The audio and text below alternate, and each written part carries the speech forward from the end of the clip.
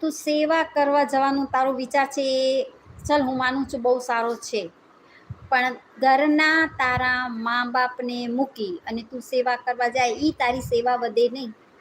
પેલી સેવા તો કોની કરવાની આવે કે ભગવાન, મા બાપ એ ભગવાન છે. મા બાપને કેટલી ઈચ્છા હોય, જ્યાં તું નાનો જન્મ્યો હોય ત્યાં તું આખા ગામમાં પેડાવે છે કે માગે દીકરો આવ્યો. એને સ્વાર્થ હોય, આમ ખોટું નહીં કહું, દીકરાની માને સ્વાર્થ હોય કે મારી સેવા કરશે.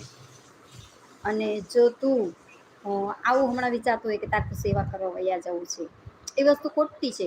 સેવા કરવી છે મા બાપની કરો. જરૂરી નથી કે તને સેવા કરવા જવું બહાર જવું પડે.